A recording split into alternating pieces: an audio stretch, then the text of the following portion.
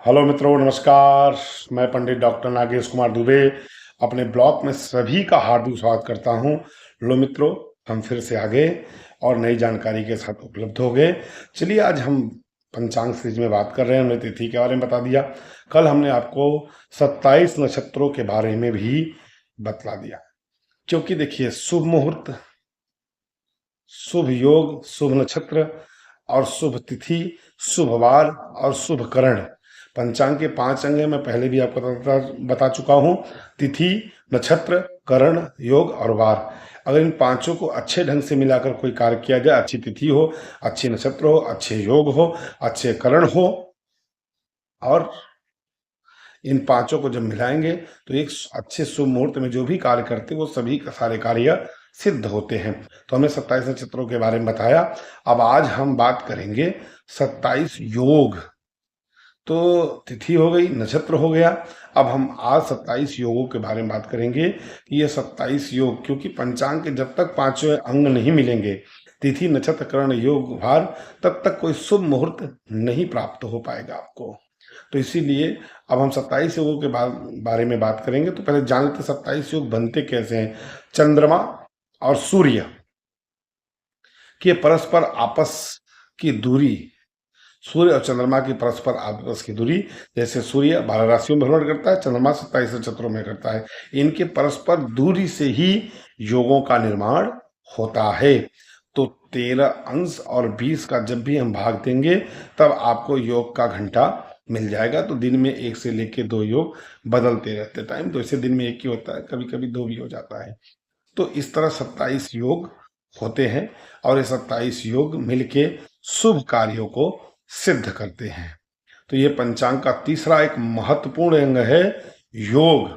तो चलिए जानते हैं कि ये 27 योग कौन कौन से हैं।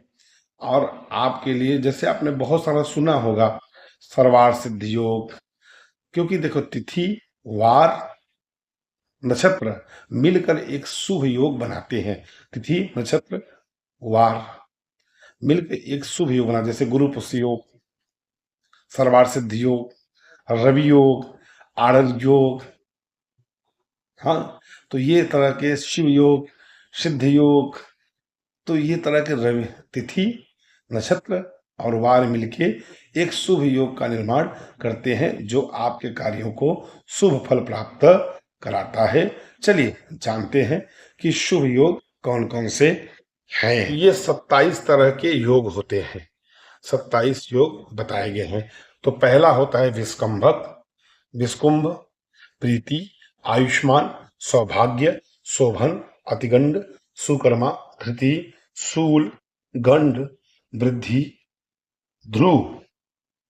फिर इधर आ जाते हैं, यहाँ पे व्याघात है, हर्षण है, वज्र है, सिद्धि है, व्यधिपात है, वरियायन है, परिधि है, शिव है, सिद्ध है, साध्य है, शुभ है, शुक्ल है, ब्रह्म है, इंद्र है, और लास्ट 27 जो है वो वैधित्य योग है। तो ये 27 योग होते हैं।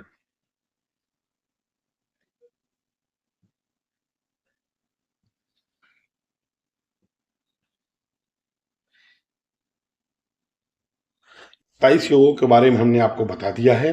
अब 27 योगों में 9 अशुभ योग हैं। तो चलिए जानते हैं कि अशुभ योग कौन कौन से हैं। तो ये अशुभ योग हैं, 9 अशुभ योग हैं। विष कुंभ है, अतिगंड है, शूल है, गंड है, व्याघात है, वज्र है, व्यधिपात है, परिधि है और वैधित्य है। तो ये 9 हमारे अशुभ योग हैं, जिनमें कोई भी कार्य करेंगे तो वो कार्य आपका सफल नहीं होता है। इसलिए तिथि, नक्षत्र, वार अच्छे योगों का निर्माण करता है, और हमेशा अच्छे योगों में किया गया कार्य सफल होता है। तो 27 योग होते हैं। 27 योगों में ये 9 अशुभ योग होता है, और आपको हमेशा शुभ योग में ही कार्य करना चाहिए। चलिए जानते हैं, अब हम अशुभ योगों के बारे में जानें। अब चलिए हम जानते हैं कि जैसे 9 अशुभ योग होते हैं, वैसे ही 9 शुभ योग भी होते हैं। तो तिथि, नक्षत्र, वार के संयोग से ही शुभ योगों का निर्माण होता है। तो ये हमारे 9 शुभ योग हैं जिनमें कार्य करने से आपके सारे कार्य शुभ हो जाते हैं। तो सिद्ध योग है, सर्वार्थ सिद्ध योग है, अमृत सिद्ध योग है, गुरु पुष्य योग है, रवि पुष्य योग है, पुष्कर योग है, राजयोग है, द्विपुष्कर योग है और त्रिपुष्कर योग है। तो ये हमारे 9 शुभ योग हैं। वैसे ब्रह्म योग है और भी कई ऐसे योग हैं जो हमारे बहुत शुभ योग हैं, लेकिन ये 9 हमारे प्रमुख शुभ योग हैं जो तिथि नक्षत्र वार के परस्पर संयोग से इन 9 शुभ योगों का निर्माण होता है। धन्यवाद।